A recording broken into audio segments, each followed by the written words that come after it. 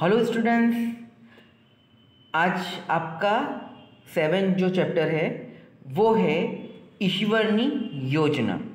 यानी आपका जो 7 चैप्टर जो दिया गया है वो ईश्वर की योजना, यानी क्या है कि भगवान की जो प्लानिंग, गॉड प्लानिंग, ईश्वर की योजना यानी भगवान ने जो प्लानिंग की है उसके बारे में बता रहे हैं यहाँ पर। एक बार वे मित्रों स्मित અને હર્ષ मुसाफरी करवा निकलिया हता। एक बार दो दोस्त स्मित और हर्ष दोनों क्या है, मुसाफरी यानी क्या है, घूमने के लिए निकले थे। रास्ता में तेमने एक खेतर जोयु। रास्ते में उन्होंने खेतर यानी कि खेत देखा। खेतरनी वाड़ में वेला चढ़ावेला हता। ए वेला ऊपर मोटा मोटा तरबूज अने कोड़ा लाग्या हता। यानी उन लोग खेतर के बाजू में से जा रहे थे तो वहाँ पर क्या है, जो बेल चढ़ाया हुआ था और बेल पर तरबूज, बेल मतलब यानी जो प्लांट जो होता है वो जैसे वो कैसा होता है कि हम लोग को यानी एकदम स्मूथ होता है, यानी पतला होता है, तो उसको क्या है, हमको लकड़ी के सहारे से चढ़ाना होता है ऊपर की ओर, ऐसा वेल। तो ऐसे लगी हो तो उसमें तरबूज और क्या है, कोड़ा, कोड़ा मतलब पम्पकिन, कवरू जिसको बोलते हैं वो। आ जोईने स्मित बोल्यो, हर्ष तू ईश्वरनो परम भक्त छे, ईश्वरनी दरेक रचनानी श्रेष्ठ माने छे, पण मने खामियों देखाय छे। तो ये सब देखकर स्मित ने हर्ष को बोला, हर्ष तू ईश्वर यानी भगवान का परम भक्त है, ईश्वर की सारी जो चीज़ों को सही मानता है, श्रेष्ठ मानता है, पर मुझे उसमें थोड़ी कमी दिखाई देती है। અહીં जो ईश्वरे मोटा तथा भारे फळने बेड़ ऊपर लगाव्या छे, ईश्वर खरेखर मूर्ख छे। यानी यहाँ पर ईश्वर ने जो बड़े फल को एक बेल के ऊपर लगाया है और सचमुच में भगवान थोड़े मूर्ख है, यानी थोड़े नादान। नाजुक अने पातળી नानी बेल ऊपर मोटा फळो लगाव्या छे, ज्यारे मोटा वृक्ष पर नाना नाना फळ लगाव्या छे। एना करता वेला ऊपर नाना फळ अने झाड़ ऊपर मोटું फळ लगाव्यो होत तो केवुं सारूं थात। तो यानी जो छोटे वृक्ष है उस पर छोटे छोटे फल और बड़े वृक्ष पर बड़े फल, ऐसा अगर उन्होंने किया होता तो कितना अच्छा होता। आपणे एने केटला बधा मोटा फल खावा मळत तो उसमें हमको कितने बड़े फल खाने के लिए मिलते। दोष जोवावाळो स्मित टकलो हतो, यानी जो गलती देखने वाला स्मित टकला था।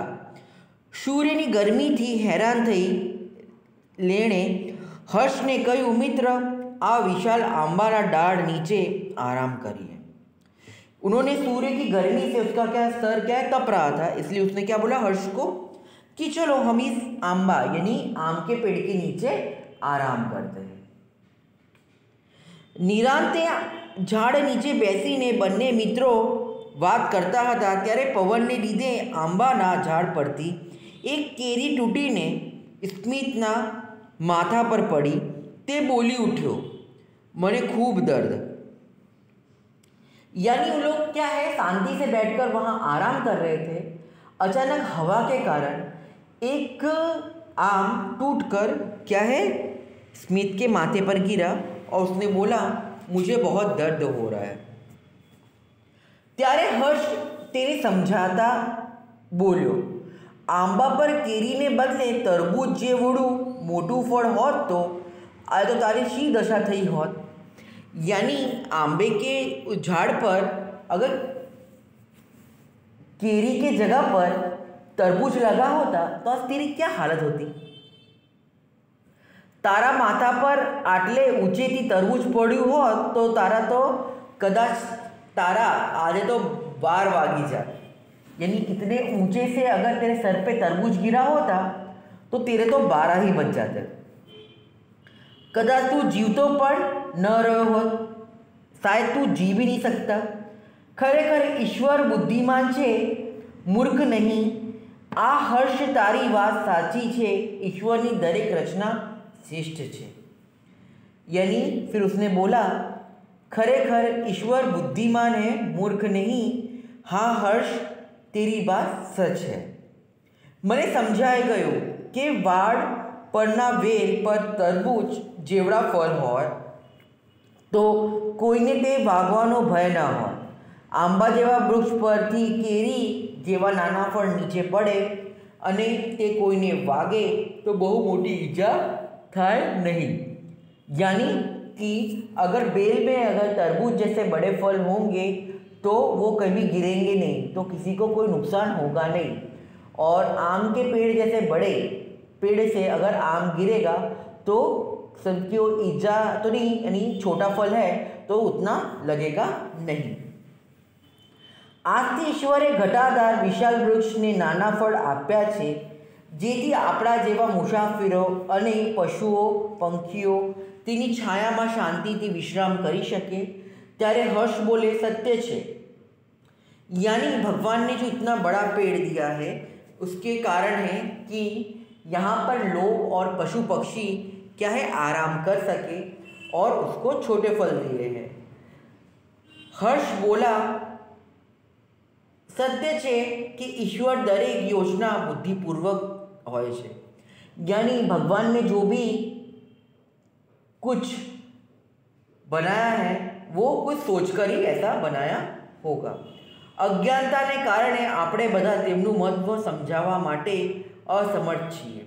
यानी हमें अज्ञान है, हमको समझदारी नहीं है, इसी कारण क्या है हमको कोई भी बात समझ में उतनी अच्छी से नहीं आती है।